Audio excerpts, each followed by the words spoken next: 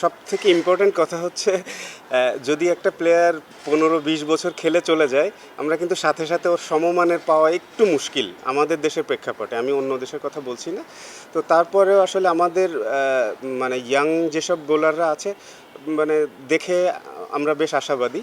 But একটু সময় লাগবে ওদের, ওরা বেশি ইয়াং।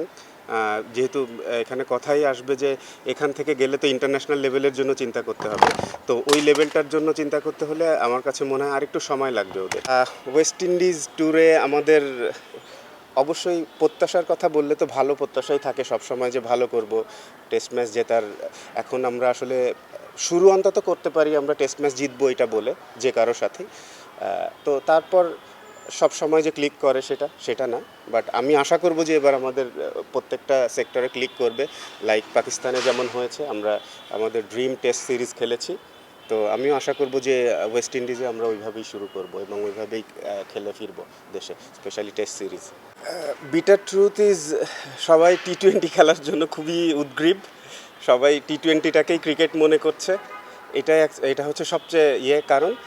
যদিও আমি আমি আমার কাছে যেটা মনে হয় যে বিপিএল থেকে আপনার প্রিমিয়ার লিগে হয়তো বেশি আর্ন করে প্লেয়াররা, বাট তারপরেও কেন যেন সবার টি-20-র উপর একটা এক্সট্রা ঝোঁক আছে।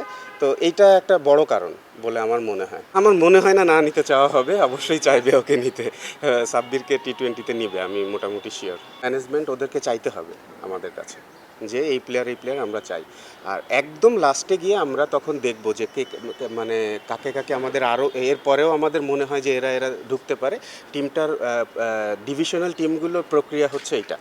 হ্যাঁ, আমরা আসলে ওদেরকে, আমাদের কোচেস, ক্যাপ্টেন থাকে, ম্যানেজমেন্ট, ইভেন ডিভিশনাল যে ম্যানেজমেন্ট থাকে, ওনাদেরও প্রায়োরিটি আমরা এই ক্ষেত্রে দিয়ে থাকি। তো দেখেন, সাব্বিরকে ওদের লঙ্গার ভার্সনের জন্য ওরা নিতে চায়নি, ওদের কোচ বা ক্যাপ্টেন বলেন বা যে, তো তাহলে সেক্ষেত্রে আমাদের আসলে আমরা এটা এই ক্ষেত্রে পুশ খুব একটা করি না। এনসিএলের খেলা, কাউন্টি ক্রিকেট বলেন, অস্ট্রেলিয়ার ফার্স্ট ক্লাস বলেন, ইন্ডিয়ার ফার্স্ট ক্লাস বলেন, আর টেস্ট ম্যাচ আকাশ পাতাল পার্থক্য। এটা কখনোই এক হবে না। হ্যাঁ, আর আমাদের দেশের ওই মানদণ্ডে টেস্টের সমমানে তো নেওয়া সম্ভব না, বাট যত কাছাকাছি নেওয়া যায়। লাস্ট বেশ কয়েক বছর ধরে কিন্তু আমাদের উইকেটে বেশ ইমপ্রুভ হয়েছে। যারা মাঠে যান, আমি শিওর যে তারা দেখছেন। এবং বলও চেঞ্জ করা হয়েছে যাতে আরও ডিফিকাল্টি ফেস করতে হয়। ইভেন আমাদের ফার্স্ট বোলারদের প্রমোট করা হচ্ছে। তো আগাচ্ছে। এখন একদিন 2 দিনে আসলে সবগুলো জিনিস আমার মনে হয় না ইনক্লুড করা সহজ ব্যাপার হবে, বাট একটু একটু করে হলেও কিন্তু আগাচ্ছে। এনসিএল আমাদের মানে হিসাব যদি করেন তাহলে এটা আমাদের সেকেন্ড হাইয়েস্ট ক্রিকেট। টেস্ট ম্যাচের পরেই তো ফার্স্ট ক্লাসের স্থান। তো সেখানে প্রচুর প্লেয়ার দেখা যাচ্ছে যারা ভালো করছে এবার, বোলিং বলেন, ব্যাটিং বলেন। তো